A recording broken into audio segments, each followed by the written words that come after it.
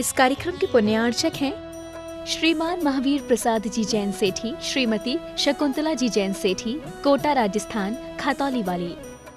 स्वर्गीय श्री नागराज सगरी स्मरणार्थ, Chinnas residency 32, Seshadri road, Ananda Rao circle, Bengaluru. Shrimati Shobha Nagaraj Sagari, Bengaluru. पुत्री सौभाग्य रेखा मोहन कुमार वडकुद्रे, दामाद श्री मोहन कुमार वडकुद्रे, पौत्री कुमारी निकिता मोहन कुमार वडकुद्रे, पौत्री कुमारी रचिता मोहन कुमार वडकुद्रे, कोल्हापुर। पुत्री सौभाग्यवती प्रतिभा सदन, दामाद श्री सदन कुमार, पौत्री अर्घ्या सदन, पौत्र आगम सदन, बेंगलुरु। पौत्री सौभाग्यवती सची देवी रवि कड़बी, दामाद श्री रवि कड़बी, पौत्र माहिन रवि कड़बी, पौत्री मनस्वी रवि कड़बी, बेंगलुरु। Shri Dinesh Sarvesh Akhilesh Patni, AUM capital, Kolkata. श्रीमती चंदा कोठारी के 75वें जन्मदिन के उपलक्ष्य में श्री केवल चंद कोठारी की ओर से श्री केवल चंद कोठारी, श्रीमती चंदा कोठारी, पुत्र एवं पुत्रवधू श्री राजू, श्रीमती नीलू कोठारी, भाद्रवधू, भतीजा एवं वधू, भांजा एवं वधू, नाती प्रांजल जैन, नाती नथ दामाद, पुत्री एवं दामाद,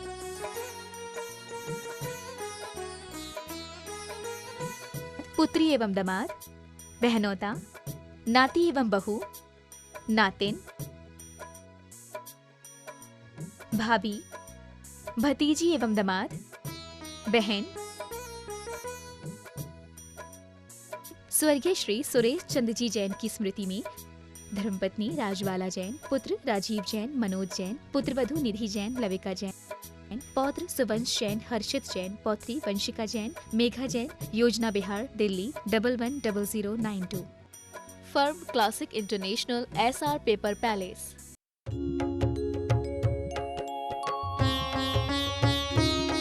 शंका समाधान।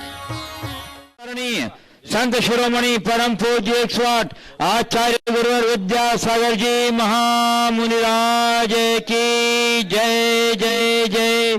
बोलिए गुणायतन प्रणीता, शंका समाधान प्रवर्तक, भावना योग प्रवर्तक, प्रखर वक्ता, परम पूज्य 108 मुनिवर्षी प्रमाण सागर जी मुनिराज की जय जय जय। बोलिए परम पूज्य 108 मुनिवर्षी अरह सागर जी मुनिराज की जय जय जय। प्रिय बंधुओं, जैसा कि आप सबों को विदित है कि पूज्यदेव का मंगल में बिहार 780 सम्मेद शिखर जी की ओर चल रहा है और बिहार के इस पावन क्रम में वर्तमान में गुरुदेव का मंगल में बिहार गया जिला अंतर्गत चल रहा है और आज गया जिला अंतर्गत मोहनपुर ग्राम के +2 उच्च विद्यालय मोहनपुर के विशाल प्रांगण में शंका समाधान कार्यक्रम आयोजित है। बंधुओं, आगे ये कार्यक्रम के बारे में बताते हुए मैं आपको बताना चाहता हूँ कि पूज्यदेव का मंगल में प्रवेश ये बिहार के बाद झारखंड की सीमा में 20 तारीख की प्रातः 7 बजे के लगभग होना सुनिश्चित है, 7:30 बजे तक, और 19 तारीख को रात्रि विश्राम भलुआ ग्राम में होगा, जहां की रात्रि विश्राम वहां से चल करके 20 तारीख की प्रातः झारखंड की सीमा में प्रवेश होगा और 19 तारीख की आहारचर्या बरवाडी ग्राम में होगा।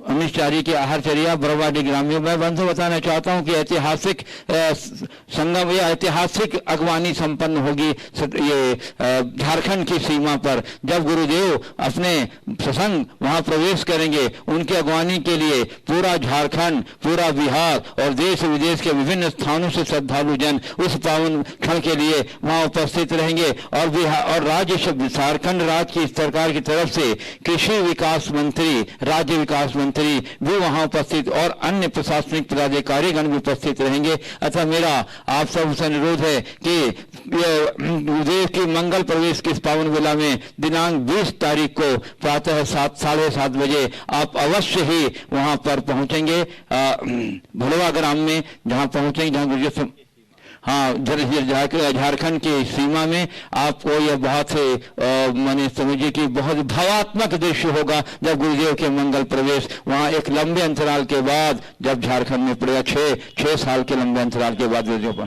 पढ़ने जा रहा है बंधुओं। और इसके उपरांत झारखंड प्रदेश के विभिन्न, चलिए बंधुओं अब मैं आपको लिए चलता हूं शंका समाधान की ओर। इसके पूर्व हम लोग सभी मिलकर ये पूज्य चरण कमलों में त्रिवार नमोस्तु निवेदित करते हुए उनके मंगल में आशीर्वाद से अपने को अभिषेक करके दात करेंगे। तो हाथ जोड़िए, मस्तक झुकाइए और बोलिए मेरे साथ, नमो गुरुदेव, नमो गुरुदेव, नमो गुरुदेव। चलिए, अब प्रथम प्रश्न के लिए मैं आमंत्रित कर रहा हूं श्री संजय जी बिना क्या डब्बू गया, और उसके बाद तैयार रहेंगे श्री कुमार सिंह जैन सतना, कुमार सिद्ध जैन सतना। मुनि श्री के चरणों में मेरा एवं मेरे पूरे परिवार का त्रिकाल नमोस्तु नमोस्तु नमोस्तु। महाराज श्री, मेरा प्रश्न है कि महिला और पुरुष में द्रव्य दृष्टि से कोई भेद नहीं है, पर्याय दृष्टि से भेद है। मैं यह जानना चाहता हूं कि कब हमें द्रव्य दृष्टि को प्राथमिकता देनी चाहिए और कब पर्याय दृष्टि को देनी चाहिए। जब भीतर जाओ तो द्रव्य दृष्टि रहो, बाहर आओ तो पर्याय दृष्टि। जब मन में भेद आने लगे, विकल्प आने लगे तो अभेद का चिंतन करो, लेकिन जब व्यवहार निभाना हो तो भेद का चिंतन करो। समझ गए? यथार्थ तो सब एक है, लेकिन व्यवहार में पत्नी और पुत्री को एक नहीं माना जा सकता, भेद करना पड़ता है ना, तो व्यवहार भेद से चलता है, इतना हमें ध्यान रखना है। कुमार सिद्ध जैन सतना, उसके बाद तैयार रहेंगे श्री सुभाष चंद्र जैन दिल्ली। सारी सृष्टि है जिनकी शरण में, ऐसे गुरुदेव के चरण में नमन। नमस्ते महाराज जी। महाराज जी, हम युवाओं की सबसे बड़ी विडंबना ये है कि हम कोई अच्छा कार्य करते ही नहीं है, और जब हम कोई अच्छा कार्य शुरू करते हैं तो पीछे से लोग टांग खींचने लगते हैं, जलने लगते हैं और एकदम ही बोलने लगते हैं, चिढ़ाने लगते हैं। तो महाराज जी, हम लोग अपना मनोबल तोड़ देते हैं और उत्साह जितना भी रहता है सब खत्म हो जाता है और हम उस काम को वहीं पे छोड़ देते हैं। तो महाराज जी, हम क्या करें कि जब लोग पीछे से टांग खींचे तो हम और आगे बढ़े और अपना उत्साह और बढ़ाएं। नमस्ते। देखो, ये स्वाभाविक है। अगर तुम आगे बढ़े और तुम्हें किसी ने नहीं छेड़ा, इसका मतलब तुम आगे बढ़े ही नहीं। गाड़ी चले और धुआं न उड़े, इसका मतलब गाड़ी चली ही नहीं। गाड़ी स्टार्ट होती है, धुआं साथ साथ उड़ता है। अगर आगे बढ़ रहे हैं, कोई तुम्हें छेड़ रहे हैं तो डिमोरलाइज नहीं होना है, उसे एक चैलेंज के रूप में देखना चाहिए। वो जितना तुम्हें छेड़े तुम उतने मजबूत बनो और कहो, ठान लो कि ये जो कह रहे हैं इससे उल्टा करके दिखाएंगे। आज ये मुझे छेड़ रहे हैं, कल ये मेरी पूजा करेंगे। ऐसा भाव जगा, मन गौरव होना चाहिए। समझ गए? किसी भी प्रकार का संकोच नहीं, हर्ष होना चाहिए। हम अच्छा कार्य कर रहे हैं, अच्छे लक्ष्य की ओर बढ़ रहे हैं, तो किसी के कहने से यदि हम पीछे हो गए, टांग खींचने वालों को खींचने दो, अंगद बन जाओ, पूरी रावण की सेना भी नहीं हिला पाएगी। समझ गए? अंगद के पांव की कहानी पता है? मजबूत, जितना छेड़ो उससे दूना उत्साह अपने मन में जगाओ, देखो क्या मजा आता है। नमस्ते श्री सुभाष चंद्र जी। आज मैंने प्रश्न नहीं पूछा, आज 1 महीना पूरा हो गया हमारा। बहुत सुंदर, बहुत बढ़िया। आप दिन नहीं गिनना। श्री सुभाष चंद्र जैन दिल्ली, और उसके बाद इनके साथ वालों को खड़े कर लो अपने साथ। मुनि महाराजों के चरणों में, इनके साथ के और भी जो लोग हैं खड़े हो जाइए इनके साथ में। और इसके बाद तैयार रहेंगे स्थानीय खिरियावा गांव के श्री शंकर पासवान जी। मुनि महाराजों के चरणों में त्रिवार नमोस्तु। महाराज जी, शंका का और आशंका मन की 2 अवस्था है। शंका का समाधान तो श्री गुरु मुख से हो जाता है, परंतु आशंका का एक ऐसी अवस्था है जो मनुष्य की प्रगति में बाधक है। इसका कैसे निवारण हो? देखिए, आपका प्रश्न है शंका और आशंका। इसमें पहले तो अंतर समझिए।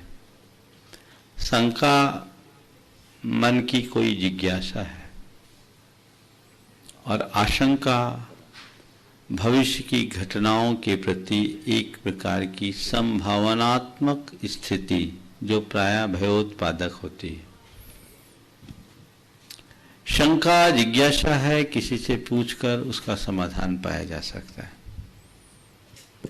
आशंका जो एक प्रकार का डर है, इसके निवारण के लिए शंका समाधान में जो बताया जाए ना, उसे आत्मसात कर लो। हमारे मन में अपने भविष्य को लेकर जो भी आशंका या चिंता होती है, डर होता है, वो क्यों होता है? क्योंकि हम जीवन की वास्तविक व्यवस्थाओं को नहीं समझते। जो जीवन और जीवन की व्यवस्था को भले प्रकार से जानते हैं, समझते हैं, उनके मन में भविष्य को लेकर कोई आशंका नहीं होती। भविष्य के प्रति सतर्क होना और बात है, और भविष्य की शंका में उलझ जाना और बात है। मैं ऐसा कोई कार्य न करूं जिससे भविष्य में मुझे संकट में फंसना पड़े, ये हमारी समझदारी है। पर कहीं कुछ गलत ना हो जाए, कहीं कुछ गलत ना हो जाए, कहीं कुछ गलत ना हो जाए, इस शंका में उलझ जाना पागलपन। तत्व की व्यवस्था को समझो और एक बात अपने जेहन में स्थापित कर लो, जो कल देगा वो कल की व्यवस्था भी देगा, जो चोंच देगा वो चुका भी देगा, सारी आशंकाएं खत्म हो जाएगी। श्री शंकर जी पाषाण खेरियावा मोहनपुर गांव के और भी स्थानीय नागरिक बंधु जो उपस्थित हैं, यदि आपकी कोई जिज्ञासा है तो आपका स्वागत है शंकर सभा कार्यक्रम में। आप अपना नाम लिखा करके स्लिप पर हमारे पास प्रेषित कर दीजिए, हम अवश्य आपको आमंत्रित करेंगे। चलिए, मैं आमंत्रित कर रहा हूँ श्री कमलेश जैन, जयपुर। गुरुद्वय के चरणों में मेरा और सेवा तैयार देंगे विजय कुमार जैन, श्रीपुर सतना। गुरुदेव 63 सलाका पुरुषों में नारायण, प्रतिनारायण और चक्रवर्ती अधिकतर नरकगामी होते हैं, उसके बावजूद भी उन्हें मंगलकारी क्यों कहा जाता है? देखिए, सलाका पुरुष महान होते हैं, निकट भव्य जी होते हैं, प्रबल पुण्य के धनी होते हैं। यदि ये अधोगामी बनते हैं तो अपने गलतियों के कारण बनते हैं। हमारे यहाँ मंगल के रूप में तो पंचपरमिष्टि को बताया गया है। अब मंगलाष्टक में एक श्लोक आ गया है जिसमें इनको मंगल के रूप में लिया है। हालांकि मंगलाष्टक का एक रूप मैंने ऐसा भी देखा है जिसमें श्लोक नहीं है। वर्तमान प्रचलित मंगलाष्टक में 10 छंद है, जबकि जो मैंने देखा उसमें 9 छंद ही है। अब वो पाठ मुझे विमल सागर जी महाराज के मार्गदर्शन में छपे संस्कृत के सिद्धचक्र मंडल विधान में देखने को मिला। उसमें ये श्लोक नहीं था। ये विष्णु प्रति विष्णु नांगंधरा, ये जो बातें हैं, तो इसको उस हिसाब से देखकर समझना चाहिए। श्री विजय कुमार जैन, श्रीपुर सतना। उसके बाद तैयार रहेंगे श्री गुट्टू अजमेरा, हजारीबाग झारखंड। गुरुदेव के चरणों में नमोस्तु और इनके साथ तो अरुण पाटनी हजारीबाग और कल्लू छाबड़ा हजारीबाग, तीनों एक साथ खड़े हो जाएंगे और क्रम क्रम से प्रश्न पूछ लेंगे। गुरुदेव, अपने जैन धर्म में बद्रीनाथ जी का, अष्टापद जी का क्या महत्व है? देखिए, बद्रीनाथ या अष्टापद भगवान ऋषभदेव की निर्वाण स्थली है और वो हमारे लिए समेत शिखर जी की तरह पूज्य है। हम लोग बोलते हो डमा तेरी लोई सिद्धाय दनानी संबद्धे चंपे पवाय अजिमाय हत्ती वाली शाह 58। तो अष्टापद भगवान ऋषभदेव की निर्वाण स्थली है, इसलिए वो हमारे लिए पूज्य है। बद्रीनाथ अष्टापद नहीं है, पर ऐसा कहने में आता है कि बद्रीनाथ में भगवान ऋषभदेव का मंदिर रहा। वर्तमान में उसकी अवस्था बदल गई है, इसलिए उसकी महत्ता है। श्री गुट्टू अजमेरा, अरुण पाटनी और कल्लू अजमेरा हजारीबाग कल्लू छावड़ा, तीनों मिलकर के, क्योंकि लंबी लिस्ट है हमारे पास, इसलिए मैं चाहता हूं कि आप लोग। मेरा प्रश्न है, गुरु तो वितरागी होते हैं, इनकी आगवानी का क्या प्रयोजन और महत्व है? देखिए, गुरु की आगवानी तो सावकों की भक्ति है, और हमारे लिए इतने बड़े मंगल निमित्त का लाभ मिलता है तो स्वाभाविक उत्साह होता है, और उस उत्साह से प्रेरित होकर लोग स्वाभाविक रूप से प्रकट होते हैं। ये धर्म प्रभावना का एक अंग है, और इसी दृष्टि से लोग ये सारा कार्य करते हैं। गुरु को कोई फर्क नहीं पड़ता कि तुम अगवानी करो या न करो, वो तो अपनी गति से चलते हैं, नहीं चलते, अपना चलते चलेंगे। पर शावक जन जब उसे एक अच्छा स्वरूप प्रदान करते हैं तो इससे आपकी भक्ति की अभिव्यक्ति होती है, लोक में साधु और धर्म की प्रभावना बढ़ती है, प्रतिष्ठा बढ़ती है, अनेक लोगों के मन में जुड़ाव होता है, वो उनके जीवन के रूपांतरण का आधार है। तो इसे धर्म प्रभावना के बड़े अंग के रूप में देखना चाहिए और ये सब भक्ति से होती है, किसी के कहने से नहीं। ये परंपरा रही है, हमें हर अच्छे निमित्त में इसका पूर्ण उत्साह के साथ लाभ लेना चाहिए। चलिए, मैं आमंत्रित करता हूँ गुणाटन ट्रस्टी श्री मुकेश कीर्ति मृणाल जैन, मेट्रो दिल्ली, जो निरंतर सतना से लगाए अभी तक अपने इस पद विहार में योगदान दे रहे हैं। एक बार इनके सम्मान में बंद हो, क्या ताने में ध्यान दे दीजिए, पूरा परिवार लगा है। और इसके बाद तैयार रहेंगी श्रीमती शर्मा सेठी, गया गुणाटन ट्रस्टी। नमोस्तु भगवान।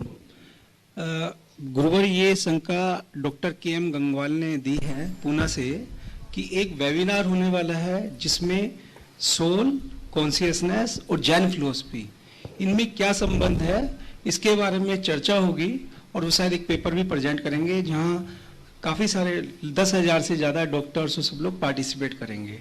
तो गुरुवर, आपसे इसमें मार्गदर्शन चाहिए था कि सोल और कॉन्शियसनेस में क्या रिलेशन है और जैन फिलॉसफी इसको किस तरीके से देखता है। देखिए, जैन दर्शन में सोल और कॉन्शियसनेस को लेकर काफी गंभीर विश्लेषण देखने को मिलता है।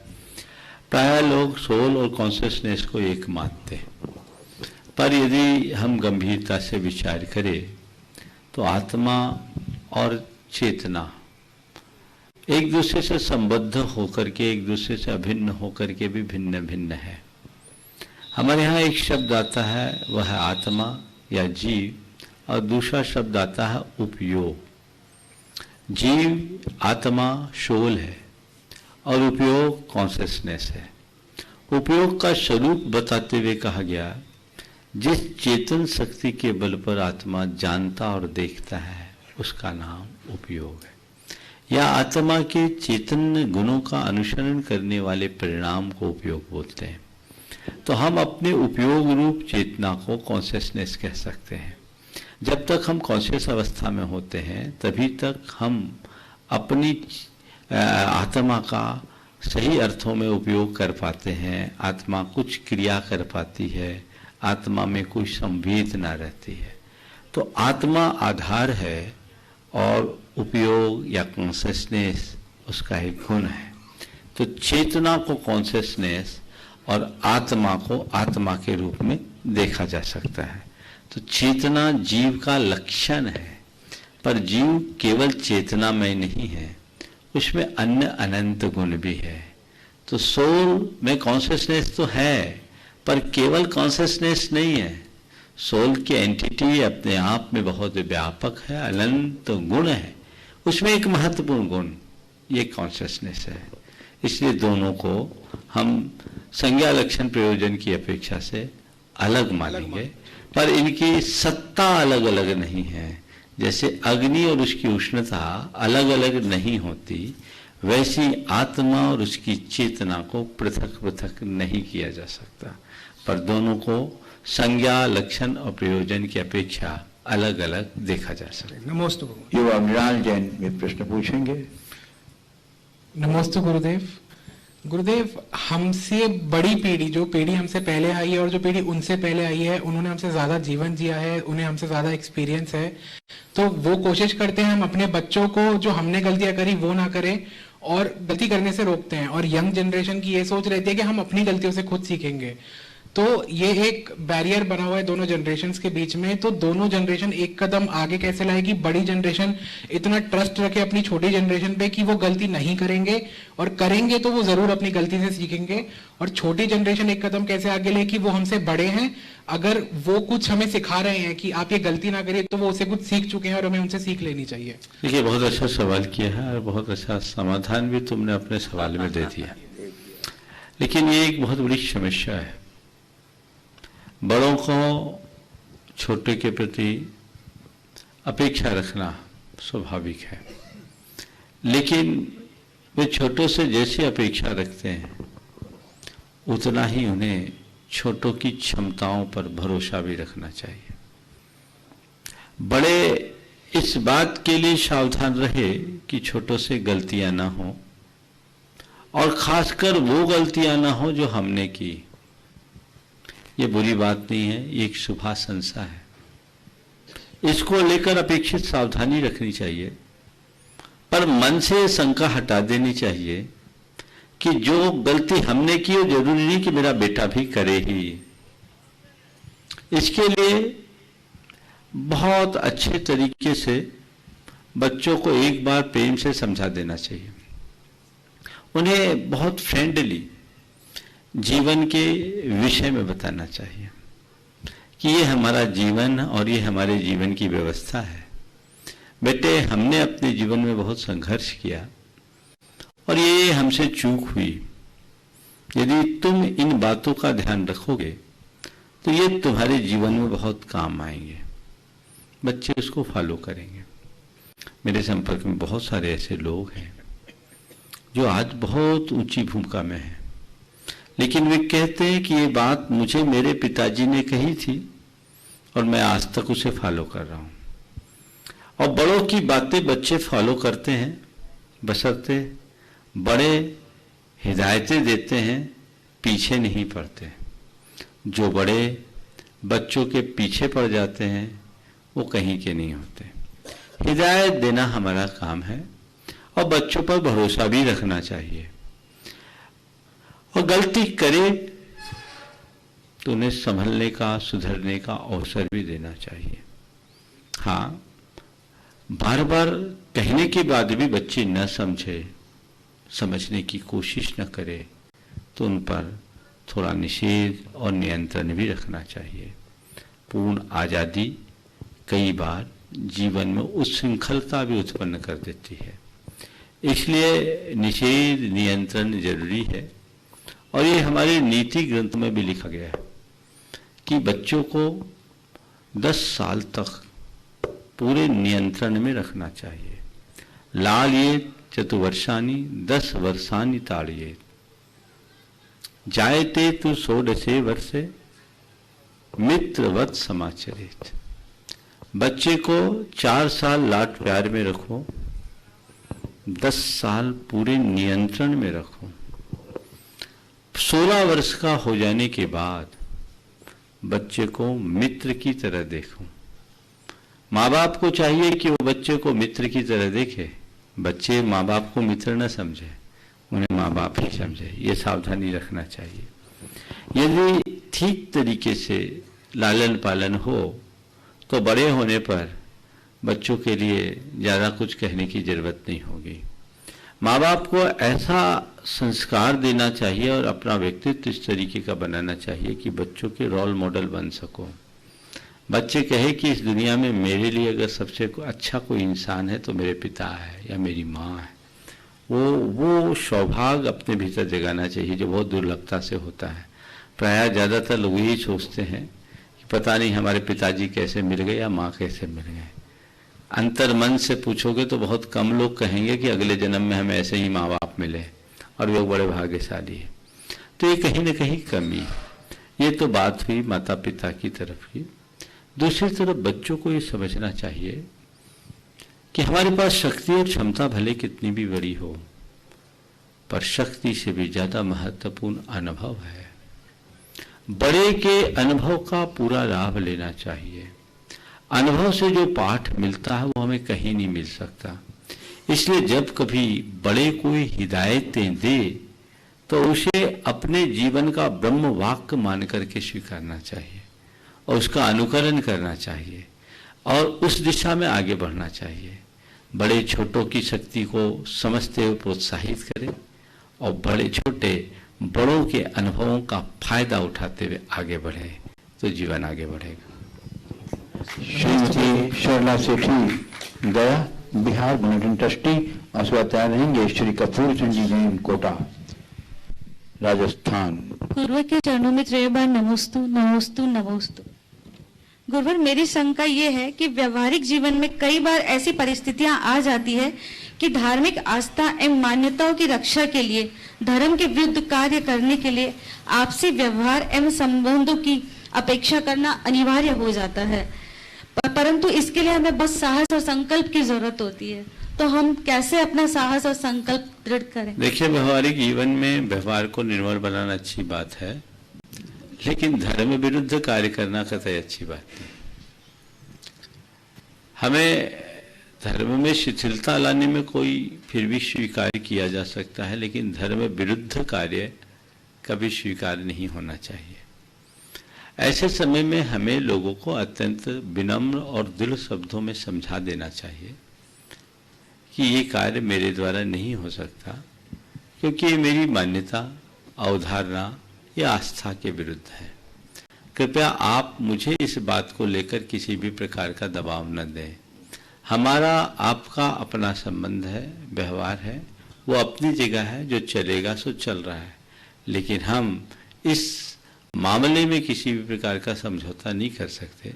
यदि एक बार अच्छे तरीके से ये बात सामने वाले के बीच प्रस्तुत कर दी जाए तो फिर हमें कभी पीछे मुड़ने की जरूरत नहीं होगी, लेकिन हम खुद ढीले पड़ जाएंगे तो फिर आपने जो कहा वही होगा। वैसा होना नहीं चाहिए। नमोस्तु गुरु। श्री कपूर चंद जी जैन, कोटा, राजस्थान, जो निरंतर इस पद यात्रा में अपना योगदान दे रहे हैं, मुरायतन के संयोजक भी हैं चलिए, हाँ। के, और उसके बाद तैयार रहेंगे श्री अवनीश जैन, दोनों गुरुवर के चरणों में मेरा, मेरे परिवार का, गुणात्मक परिवार का नमोस्तु नमोस्तु नमोस्तु। गुरुवर, केवल रक्त संबंध से ही नहीं, कोई अपना नहीं होता। प्रेम, सहयोग, विश्वास, निष्ठा, सुरक्षा, सहानुभूति और सम्मान, ये सभी ऐसे भाव हैं जो परायों को भी अपना बनाते हैं। अभी वर्तमान परिप्रेक्ष्य में गुरुदेव का जो पद व्यवहार चल रहा है, हम भिन्न भिन्न जगह के श्रावक हैं, हमारे में ये भावना बनी हुई है और भविष्य में इस भावना सभी में बनी रहे, इसके लिए हमें क्या करना चाहिए गुरुदेव?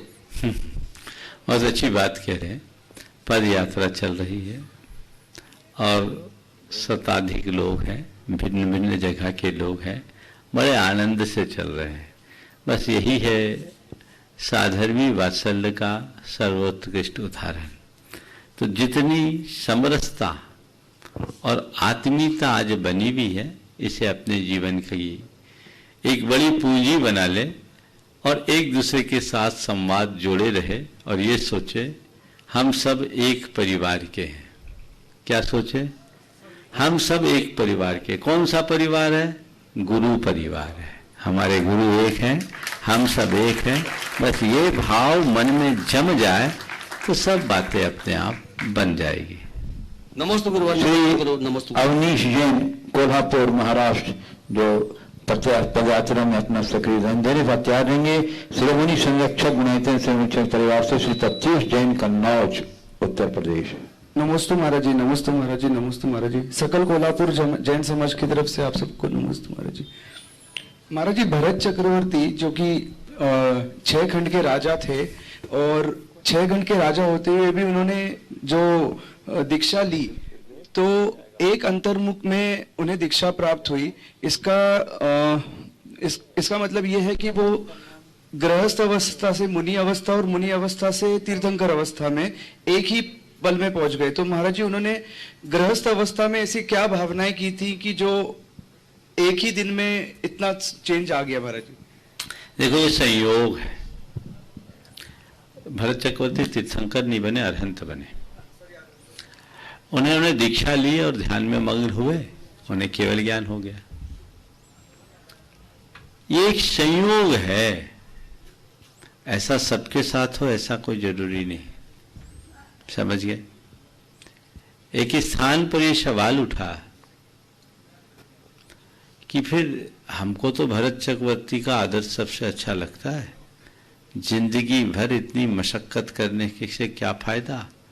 जीवन के आखिरी में भरत चक्रवर्ती की तरह अपने में डूबेंगे और अपना कल्याण कर लेंगे। तो भगवती आराधना ग्रंथ में इसका बहुत जबरदस्त उत्तर दिया और कहा गया कि भैया सुनो, 2 दिन पहले भी मैंने शंका समाधान में बात बताया था नहीं बताया था?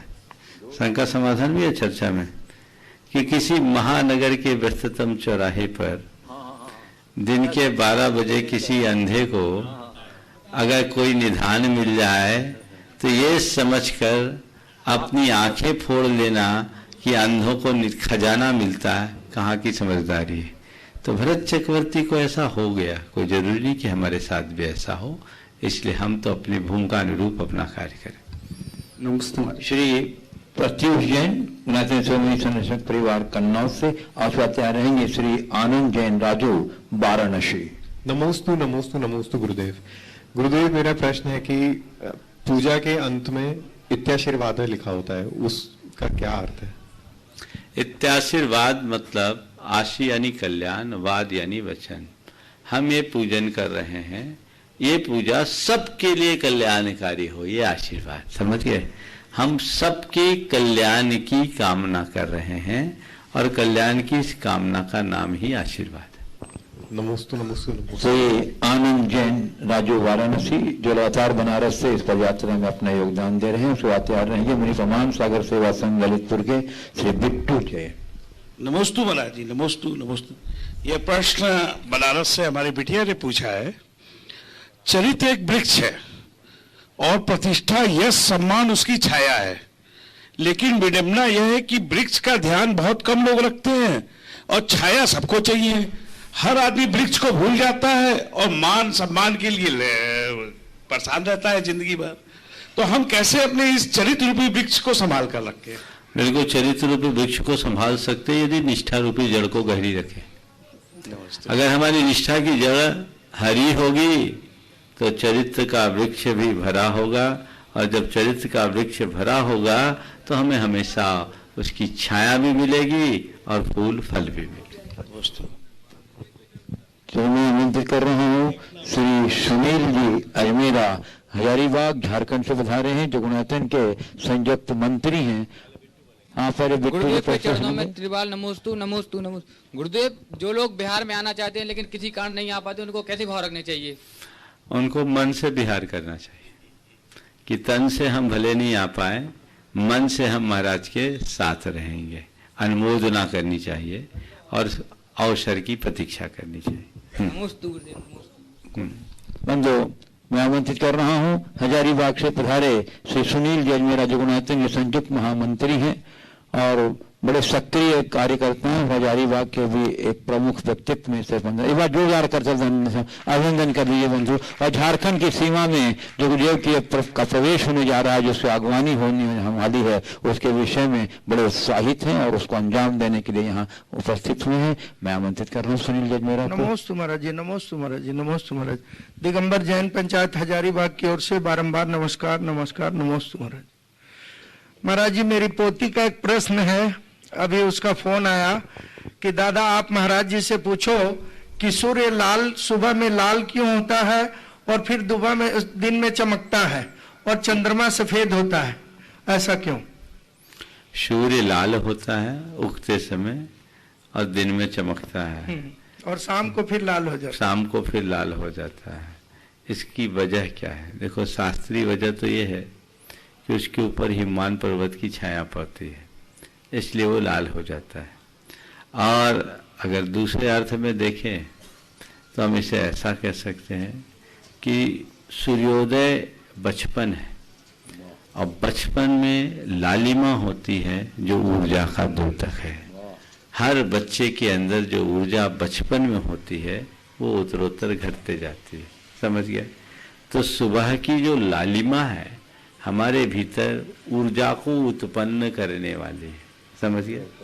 और आप पूछोगे अस्त होते समय भी लाल क्यों होता है? तो वो जब लालटेन देखते हैं ना, बुझने को होती है तो भभकता है, तो वो डूबने के लिए होने वाली लालिमा है, समझ गए? तो सुबह की लाली और शाम की लाली में बड़ा अंतर है। एक स्फूर्ति देने वाली है और दूसरी सुषुप्ति की ओर ले जाने वाली है। गुरुदेव की ये पंक्तियां बड़ी प्रेरक है। प्रातः में भी लाली होती, संध्या में भी लाली है, एक जगाती एक सुलाती, दोनों अंतर वाली। नमस्कार। मैं अभी देख रहा हूँ श्री धनपाल जी जैन आगरा जो पदयात्रा में योग दे रहे हैं, उसके शशांक जैन तैयार रहेंगे। श्री शशांक जैन मंच पर विराजमान दोनों गुरुदेवों को तैयार नहीं, तेरे बार नमोस्तु नमोस्तु नमोस्तु। कुछ कहे गए, कुछ सह गए, कुछ कहते कहते रह गए। हाँ, कुछ कह गए, कुछ सह गए, कुछ कहते कहते रह गए और कुछ भावनाओं में बह गए। बोलो। मैं सही तुम गलत के खेल में न जाने कितने रिश्ते ढह गए। हाँ। तो गुरुदेव, मेरा प्रश्न ये है कि समय और शब्द का उपयोग हमें किस लापरवाही से नहीं करना चाहिए। बहुत अच्छा, सही आपने कहा है। समय और शब्द का उपयोग करते समय हमें क्या सावधानी रखनी चाहिए। देखिए, खोया हुआ समय लौटता नहीं और निकला हुआ शब्द भी लौटता नहीं। हर समय को बीतने से पहले उसका रस निचोड़ना चाहिए और हर शब्द को कहने से पहले उसका अर्थ तौलना चाहिए। ऐसा शब्द मत कहो कि बोलने के बाद पछताना पड़े, और समय को इस तरह मत भोगो कि बाद में समय अभाव का रोना रोना पड़े। समय को एक अवसर की तरह देखना चाहिए और बीतने से पहले उसका भरपूर उपयोग कर लेना चाहिए। शशांक जी पूछेंगे का प्रश्न? मैं आमंत्रित कर रहा हूँ। नहीं, मैं आमंत्रित कर रहा हूँ महापद यात्रा के संयोजक श्री प्रेमचंद जी प्रेमी, कटनी गार्डन ट्रस्टी, और उनके साथ उनकी धर्मपत्नी श्रीमती माया जी, जो आगे कार्यक्रम के बारे में बताएंगे और अपनी जिज्ञासा भी पूछेंगे। गुरुदेव, आज की पदयात्रा यहाँ के बाद कल सुबह की बरुआडी आहारचर्या और शाम की भलुआ में वहीं शंका समाधान और वहीं रात्रि विश्राम होगा। मुनिश्री हमारे आदरणीय आलोक जी श्रीवास्तव हैं सतना से, उनका एक प्रश्न है। उन्होंने आपसे ही पूछा है, मुनिश्री प्रमाण सागर महाराज की जय। मुनिवर नमोस्तु नमोस्तु नमोस्तु। मुनिवर, जीवन का उद्देश्य क्या है? देखिए, जीवन का उद्देश्य क्या है, हर व्यक्ति ने अपने अपने जीवन का अलग अलग उद्देश्य बना रखा है। इसलिए अगर मुझसे कहें तो मैं पर्टिकुलर को एक उद्देश्य नहीं बता सकता। जिसका जो लक्ष्य है उसके अनुरूप ही उसका उद्देश्य है। हर व्यक्ति के अलग अलग लक्ष्य हैं, इसलिए सबने अपना अपना अलग अलग उद्देश्य बना रखा है, और यही हमारे जीवन के भटकाव का सबसे बड़ा कारण है। यदि मुझसे पूछो कि आपके जीवन का उद्देश्य क्या है, तो मैं इतना ही कहूँगा, मेरे जीवन का केवल एक ही उद्देश्य है, जीवन के सार को पाना। जीवन में हम जो कुछ भी पाए वह सब बेकार है, हमें सार को पाना चाहिए। और वो सार क्या है? शांति है, तुष्टि है, पवित्रता है, आनंद है। ये जीवन का सार तत्व है। मनुष्य चाहे जितना धन पाले, सत्ता पाले, शक्ति पाले, संपत्ति पाले, वे सब उसके लिए अर्थहीन है यदि वो अपने जीवन के सार को न पा पाए। तो हमें अपनी सारी शक्ति, अपना सारा समय जीवन के सार को प्राप्त करने के लिए लगाना चाहिए और उसे ही अपने सर्वोच्च प्राथमिकता में रखना चाहिए। नमस्ते। मैं आमंत्रित हूँ श्री अनिल नायक एडवोकेट, जो कि इस पदयात्रा में पाटन से आए हैं और इस पूरे पदयात्रा में बहुत सक्रियता से योगदान दे रहे हैं, और इनके इष्ट मित्र भी साथ में हैं, तो भी सादर आमंत्रित हैं, खड़े हो जाएं इनके साथ में। महाराज जी, द्वय महाराज जी को नमोस्तु नमोस्तु नमोस्तु। महाराज जी, हमारे सभी तीर्थंकर उच्च पर्वत से मोक्ष गए हुए हैं, किंतु अंतिम तीर्थंकर महावीर जी स्वामी पद्म सरोवर से मोक्ष गए हुए हैं, इसका क्या कारण? बहुत अच्छा सवाल है। 24 तीर्थंकरों में से 22 का निर्वाण पर्वत से हुआ, अगर वाशुपुज भगवान को भी मंदारगिरी माने तो। लेकिन महावीर भगवान पद्म सरोवर से, इसकी वजह क्या है? हालांकि आज जहाँ पद्म सरोवर है वो एक टीला था, चारों तरफ सरोवर थे। भगवान के निर्वाण के बाद लोगों ने उनकी जो रज उठाई, उससे इतना बड़ा गड्ढा हो गया कि वो सरोवर में मिल गया, और बाद में उसे पूरे सरोवर का आकार दे दिया गया, ऐसा उल्लेख मिलता है। पावा पूरश्च बहिरुन्नत भूमि देशे पद्मोत्पलाम कुलवताम सरसाम ही मध्य, ऐसा उल्लेख आता है। अब आपका सवाल है कि भगवान महावीर स्वामी ये भूतल से क्यों गए, ऊपर क्यों नहीं गए? मुझे लगता है कि भगवान महावीर को 5वां काल निकट आने के कारण पता था कि बाद वाले भक्तों को ज़्यादा तकलीफ ना हो, इसलिए नीचे से चले। ऊपर जाएंगे तो पता नहीं लोगों को कठिनाइयाँ ना हो जाए, वे नीचे से ही मोक्ष हो गए। तीर्थंकरों के विहार आदि के पीछे कोई वजह नहीं होती, ये एक निर्हेतुक होता है, इसमें कोई हेतु नहीं होता कि इस वजह से ही ऐसा हुआ, एक सहज संयोग है। फिर भी इसे हम ले तो इस तरीके से ले सकते हैं। नमोस्तु। श्री सरदार सिंह जी जैन हमारे पदयात्री सरदार सिंह जी जैन हैं, और उसके बाद तैयार रहेंगे हमारे इस पदयात्रा के समन्वयक श्री मनोज जी जैन कन्नौज, नमोस्तु महाराज श्री। और उसके बाद तैयार रहेंगे श्री मुकेश मोदी कटनी। महाराज श्री, जीवन में सहनशीलता को कैसे बनाए रखें? सहनशीलता को कैसे बनाए रखे, बस एक ही बात बार बार दोहराओ। कल भी मैंने बताया था क्या करना है, मुझे सहन करना है, मुझे धीरज रखना है। और फिर साथ साथ उन लोगों के जीवन चरित्र को पढ़ो जिन्होंने अपनी सहनशीलता के बल पर जीवन को उच्चतम ऊंचाई तक पहुंचाया है, उससे हमें प्रेरणा मिलेगी। सकारात्मक सोचो, धैर्य रखने की भावना अपने हृदय में बार बार दोहराओ।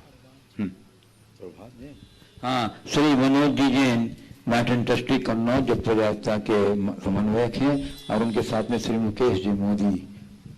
गुरुवर के चरणों में मेरे परिवार का और कन्नौज जैन समाज का नमोस्तु नमोस्तु नमोस्तु। गुरुवर, जीवन में प्राप्त होने वाली उपलब्धियों का मूल्यांकन हम किस प्रकार करें कि ना तो हम अहंकार से ग्रसित हों और ना ही हीनता से।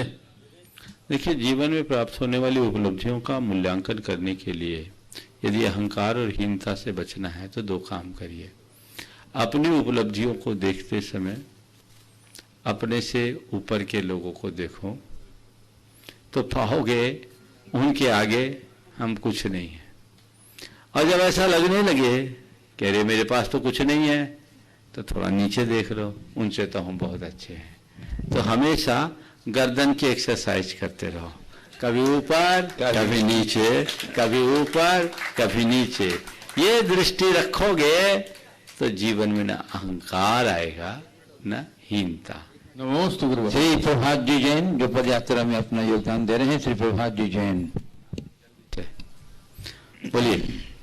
नमोस्तु नमोस्तु नमोस्तु गुरुजी। संस्कारों की वसीयत से ईमानदारी की वसीयत बड़ी है या छोटी, कृपया मार्गदर्शन। संस्कारों की वसीयत से ईमानदारी की वसीयत, संस्कारों की नसीहत से ईमानदारी की वसीयत। बोलो, दोनों की वसीयत कहाँ है? एक में नसीहत और दूसरे में वसीयत। यदि आपने संस्कारों की नसीहत दे दी तो फिर किसी वसीयत की जरूरत नहीं पड़ेगी, वो हमारे जीवन को सहज आगे बढ़ने और बढ़ाने में निमित्त बन जाएगा। सबका जीवन इसी तरह आगे बढ़ते रहे और जीवन के क्रम का सब रस ले सके। मैं प्रश्न रख रहा हूं ऑनलाइन, जो हमारे पास जिज्ञासाएं आई हुई हैं। नागौर जिला सतना मध्य प्रदेश से स्पर्श जैन सिंघई पूछ रहे हैं गुरुदेव कि मंत्र पढ़ने से, जाप देने से हमारे जीवन में क्या प्रभाव पड़ता है? हम मंत्र यानी जाप क्यों देते हैं? जब किसी को भी कोई प्रॉब्लम होती है तो पंडित जी जाप बता देते हैं, मंत्र बता देते हैं कि इस मंत्र का जाप करिए तो सब विघ्न बाधाएं दूर हो जाएंगी। गुरुदेव, एक ही चीज को बार बार पढ़ने को हम मंत्र कहने लगते हैं, तो महाराज जी आखिर मंत्र में ऐसी कौन सी शक्ति है और इसकी रचना कैसे होती है? कृपया समाधान करें। बहुत अच्छा सवाल है। सबसे पहले हम मंत्र तब शब्द को देखें।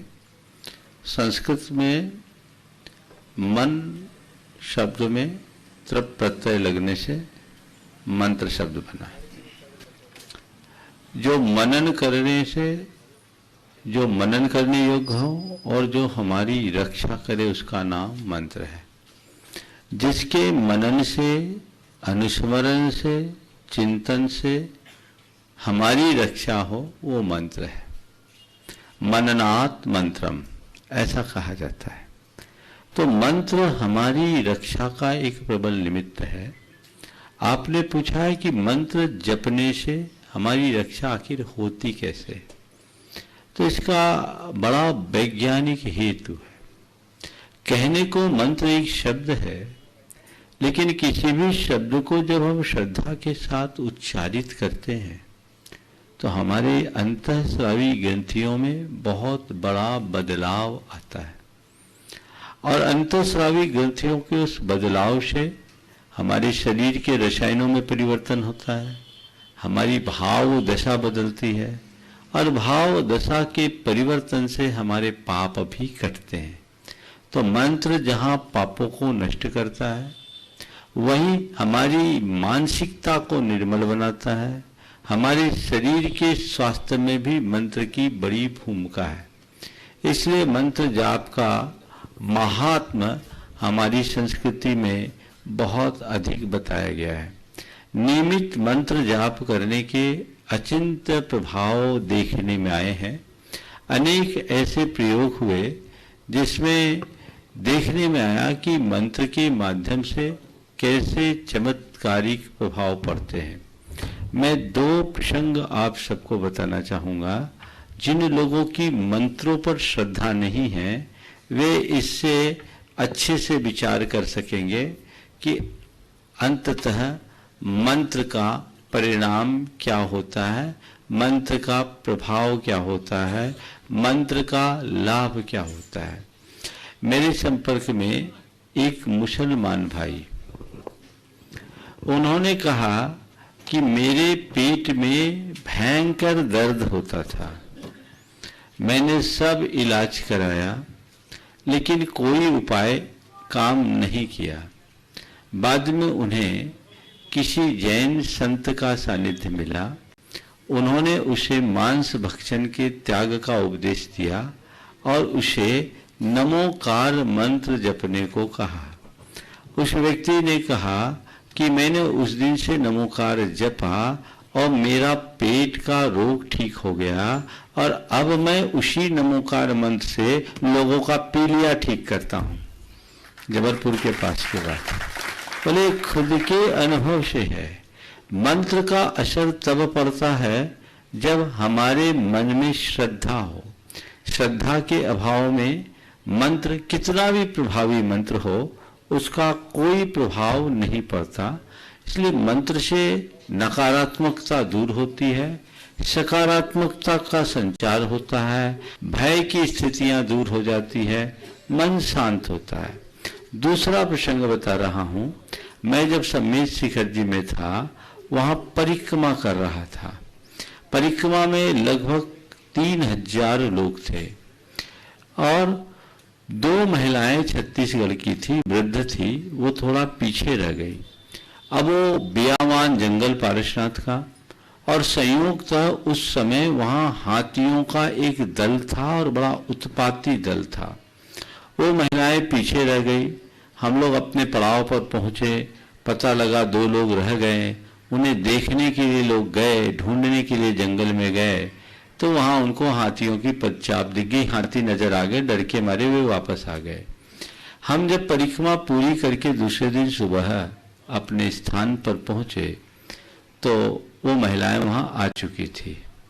उन महिलाओं ने जो बात कही, बूढ़ी महिलाएं थी, बोले महाराज जी हम जब देखे कि अब रात होने वाली है, कोई व्यवस्था नहीं है, तो हम एक गांव में रुक गए। गांव के लोगों ने हमें एक झोपड़ी रुका दिया। दोनों वृद्ध महिलाएं थी और संयोग से उस रात उसी गांव में हाथी आ गए। 14 हाथियों का दल था। हाथी आए तो गांव वाले तो गांव छोड़ के भाग गए। बोले हम दोनों ने कुछ नहीं किया, अब जो होना है सो हो। हम दोनों नमोकार जपते रहे। महाराज जी हाथी हमारी झोपड़ी के बाजू से निकल गया लेकिन हमारा कुछ नहीं किया। गांव में 2-4 मकान तोड़ दिए। गांव के लोगों में दहशत हो गई। सुबह हुई, हम सकुशल हैं और अभी हमें गाड़ी से यहाँ लेकर आए। तो मंत्र का प्रभाव है। जब तक आपके मन में विश्वास न हो तब तक मंत्र कोई काम नहीं करता। तो विश्वास ही सबसे ज्यादा फल देता है। इसलिए मंत्र जाप सश्रद्धा करे और बार बार ये बात कहने की कि एक ही चीज को बार बार उच्चारित करने से क्या होता है, जब हम शब्द को बार बार दोहराते हैं तो हमारी सामान्य ध्वनि पराध्वनि बन जाती है और पराध्वनि बनने से वो अश्राव्य हो जाती है, सुनने के अयोग्य होती, लेकिन उसकी तरंगे अपना अचिंत्य प्रभाव छोड़ती है। कहते हैं ध्वनि की तरंगे जब 18,000 साइकिल को पार करती है तो पराध्वनि हो जाती है, वो अश्राव्य हो जाती है। उसके कारण अल्ट्रावायलेट रेज जो निकलते हैं, अल्ट्रावायलेट ड्रिल होती है, वो ड्रिल बड़े बड़े सघन सघन चीजों में छेद कर देते हैं। तो ये शक्ति ध्वनि के तरंगों की है। तो मंत्र से उत्पन्न ध्वनि की तरंगे हमारे जीवन में प्रभावी असर डालती है। पूज्य चंद्र प्रभु जिनालय झांसी उत्तर प्रदेश से श्री यश जैन मोदी सुपुत्र राहुल जैन पूछ रहे हैं, महाराज जी मैं कक्षा 9 का विद्यार्थी हूं। मेरा प्रश्न यह है कि सब्जी को शाकाहारी क्यों माना गया? इसको तो हम पेड़ से तोड़ते हैं, जिंदा तोड़ते हैं, तो हमें पाप क्यों नहीं लगता? कृपया समाधान करें। देखिए बात सही है, पेड़ से अगर सब्जी तोड़ते हैं या पौधों से सब्जी तोड़ते हैं तो पेड़ पौधे सजीव हैं। अगर ऊपर की दृष्टि से देखा जाए तो ये तो पाप है, लेकिन नहीं, सब्जी में और प्राणियों में बड़ा अंतर है। पेड़ से पत्ता टूटता है तो उसकी जगह दूसरा पत्ता उगाता है, लेकिन हमारा अगर कान कट कर गिरे तो दूसरा कान नहीं आएगा। प्राणी में और वनस्पति में यही अंतर है। वनस्पतियों की लाइफ साइकिल बहुत छोटी होती है और उनका स्थान दूसरा ले लेता है, लेकिन प्राणी के साथ ऐसा नहीं है। इसलिए ये हमारे खाने योग्य हैं और प्राणी हमारे भोजन के योग्य नहीं। पूज्य कोलकाता पश्चिम बंगाल से श्रीमती कंचन बाला जैन पूछ रही हैं, महाराज श्री आज अंतरजातीय विवाह का प्रचलन निरंतर बढ़ता चला जा रहा है और इसमें समाज का संपन्न एवं धार्मिकता का बाना पहने वैसे लोग जो अनुष्ठानों में अग्रणी हैं, संतों के मध्य अग्रणी भूमिका निभाते हैं, वही लोग इसमें अग्रणी हैं। ऐसे में हम सामान्य व्यक्ति अपने बच्चों को अंतरजातीय विवाह के मजबूती से विरोध नहीं कर पाते। वे जब बड़े बड़े लोगों की संत भक्तों का उदाहरण पेश कर देते हैं तो मुंह बंद हो जाता है। ऐसे में हम सामान्य जन क्या करें? देखिए ये बहुत गंभीर समस्या है और ये कैंसर की तरह फैल रहा है। इस पर हमें बहुत गंभीर मंथन करके रास्ता निकालना होगा। अंतर्जातीय विवाह को रोकना बहुत बात की बात है। ऐसी स्थिति उत्पन्न ही न हो, हमें ये सुनिश्चित करना चाहिए।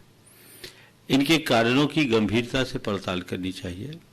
बड़े या छोटे का सवाल नहीं है, सवाल हमारे समाज के भविष्य का है और उस व्यक्ति के भी भविष्य का है, क्योंकि इनके दूरगामी परिणाम अच्छे नहीं दिखते। हमें तथ्यात्मक तरीके से लोगों को इस विषय में बताना होगा और जो समस्या आ रही है उसका कोई सकारात्मक हल खोजना होगा, तभी हम इसका कोई अच्छा परिणाम पा सकेंगे।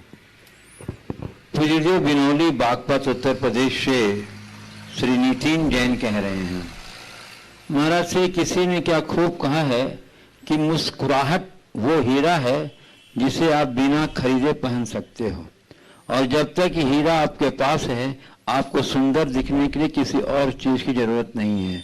तो महाराज श्री यह हीरा सदैव हमारे पास रहे, इसके लिए हमें क्या करना चाहिए? बहुत अच्छी बात है।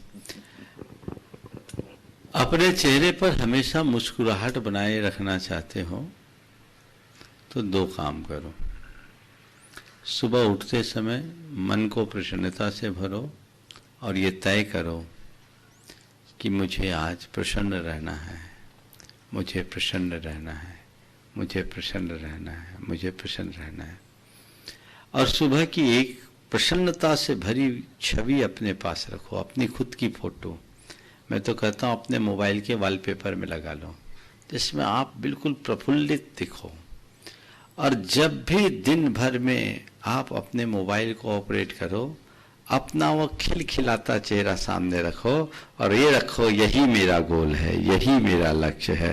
आप देखिए सदाबहार प्रसन्न रहने का मंत्र आपको मिल जाएगा और कहीं कोई कठिनाई नहीं होगी। हर पल मुझे मुस्कुराना है, गुस्सा भी आए ना तो मुस्कुरा के करो, देखो आनंद है। ये दोनों प्रयोग करो, चमत्कार हो जाएगा। समझ गए? हाँ हाँ, उसका आनंद ही अलग होगा। अनुभव करके तो देखो, गुस्सा में गुस्सा करने का अलग रूप होता है, लेकिन मुस्कुराहट का जो गुस्सा होता है ना, उसमें प्रेम प्रकट हो जाता है और वो अंदर तक छूता है। वैसा प्रयास करना चाहिए। पूर्व कटनी मध्य प्रदेश से एडवोकेट पवन जैन कह रहे हैं, महाराज श्री, मेरी आशंका ये है कि सफल व्यक्तियों की ही संघर्ष की कहानी बताई जाती है और जो संघर्ष में असफल हो गए उनकी कहानी नहीं बताई जाती। इसका क्या कारण है? कृपया समाधान करने की कृपा करें। क्या असफल आदमी की मेहनत की कोई वैल्यू नहीं? देखो, स्टोरी नायक की होती, खलनायक की नहीं। समझ गए? हीरो को पूछा जाता है, समझ गए, विलेन को नहीं। तो जो आगे सफल हो गया, आदर्श उसे बनाते ताकि उससे हमें सफल होने की प्रेरणा मिले। हालांकि यदि विफल व्यक्तियों की कहानी भी पढ़ी जाए, समझी जाए, तो उनसे हम बहुत कुछ सीख समझ सकते हैं, इसमें कोई संशय नहीं है। उनसे समझने का अवसर हमें प्राप्त हो सकता है और हम उसकी समीक्षा करके कि इनकी विफलता की वजह क्या थी, उनसे हम बचें तो बच सकते हैं। किसी से पूछा गया आपने तमीज कैसे सीखी, उन्होंने जवाब दिया बदतमीजों से। तमीज कैसे सीखी? जवाब दिया बदतमीजों से। सामने वाले को बड़ा आश्चर्य हुआ, तमीज भी बदतमीजों से कैसे सीखी जाती? उन्होंने कहा मैंने बदतमीजों के व्यवहार को देखा और उससे परहेज किया, नतीजा मैंने तमीज सीख ली। तो यदि आपके अंदर दृष्टि है, विफल आदमियों की कहानियां पढ़े, तो उससे भी उनकी विफलता के कारणों को समझकर आप उससे दूर रहोगे, बचोगे, तो वह भी आपकी सफलता का आधार बन सकता है। तो गुरुदेव, दमोह मध्य प्रदेश से रुचि सोमिल सिंह ही कह रही हैं, महाराज श्री, पारिवारिक कर्तव्यों या दायित्वों को पूरा करते हुए संस्कारों को कैसे सुरक्षित रखें जिससे पारिवारिक सामंजस्य बना रहे, और ये परिवार में कोई संस्कार विहीन हो रहा हो तो उसे पुनः कैसे संस्कारित करें? देखिए, पारिवारिक कर्तव्यों और दायित्वों को सुरक्षित रखते हुए संस्कारों को सुरक्षित रखने का सवाल है। हमारे संस्कार हैं क्या? पारिवारिक कर्तव्य और दायित्वों का सम्यक प्रकार से निर्वहन करना तो हमारे संस्कार का मूल अंग है। तो हम यदि संस्कारवान हैं, संस्कारनिष्ठ हैं, तो हमारे सामने पारिवारिक कर्तव्य और दायित्व को लेकर के कोई सवाल ही नहीं उठेगा। हम बखूबी उनका निर्वाह करने में समर्थ हो सकते हैं। और यदि हमारा आचार, हमारा विचार और व्यवहार सही होगा तो लोगों पर प्रभाव जरूर पड़ेगा। हम खुद संस्कारवान बने, संस्कारों के प्रति जागरूक हों, तो अपने संपर्क में आने वाले लोगों के संस्कार को जगाने में समर्थ हो सकते हैं, उन्हें भी आगे बढ़ा सकते हैं। हम स्वयं संस्कार शून्य होंगे तो औरों को संस्कार निष्ठ कभी नहीं बना सकते। जैसा हम करेंगे वैसा ही औरों को प्रभाव पड़ेगा।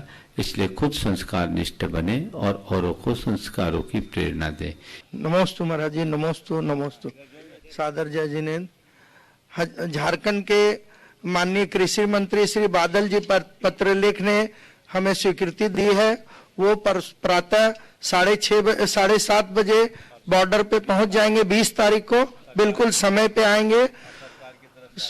सरकार की तरफ से आगवानी करेंगे और उनके साथ और भी 2-3 विधायक होंगे और प्रशासनिक पदाधिकारी भी होंगे।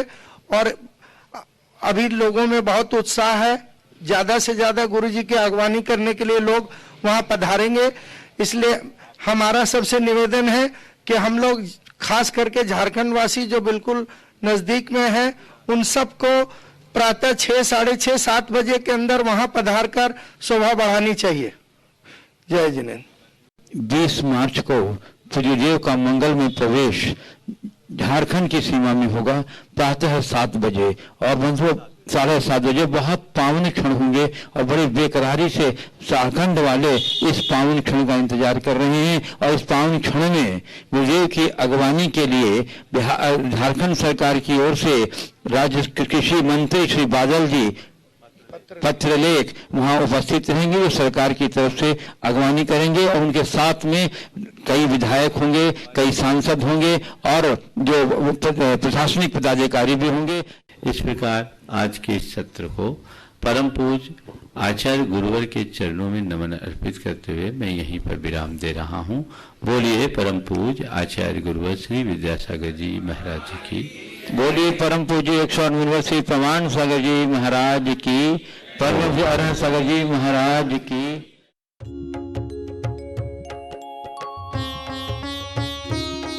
शक का समाधान। इस कार्यक्रम के पुण्यार्चक थे श्रीमान महावीर प्रसाद जी जैन सेठी, श्रीमती शकुंतला जी जैन सेठी, कोटा राजस्थान, खातौली वाली। स्वर्गीय श्री नागराज सगरी स्मरणार्थ, Chinnas residency 32, Seshadri road, Ananda Rao circle, Bengaluru. Shrimati Shobha Nagaraj Sagari, Bengaluru.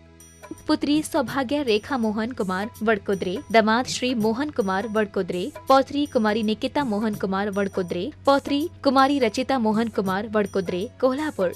पुत्री सौभाग्यवती प्रतिभा सदन, दामाद श्री सदन कुमार, पौत्री अर्घ्या सदन, पौत्र आगम सदन, बेंगलुरु। पौत्री सौभाग्यवती सची देवी रवि कड़बी, दामाद श्री रवि कड़बी, पौत्र माहिन रवि कड़बी, पौत्री मनस्वी रवि कड़बी, बेंगलुरु। Shri Dinesh Sarvesh Akhilesh Patni, AUM capital, Kolkata. श्रीमती चंदा कोठारी के 75वें जन्मदिन के उपलक्ष्य में श्री केवल चंद कोठारी की ओर से श्री केवल चंद कोठारी, श्रीमती चंदा कोठारी, पुत्र एवं पुत्रवधू श्री राजू श्रीमती नीलू कोठारी, भाद्रवधू भतीजा एवं वधू, भांजा एवं वधू, नाती प्रांजल जैन, नाती नथ दामाद, पुत्री एवं दामाद,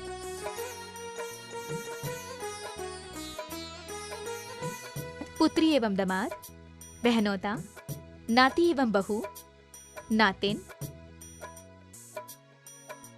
भाभी, भतीजी एवं दामाद, बहन। स्वर्गीय श्री सुरेश चंद जी जैन की स्मृति में धर्मपत्नी राजबाला जैन, पुत्र राजीव जैन, मनोज जैन, पुत्रवधू निधि जैन, लविका जैन, पौत्र सुवंश जैन, हर्षित जैन, पौत्री वंशिका जैन, मेघा जैन, योजना Bihar, Delhi 110092। Firm classic international, SR paper palace.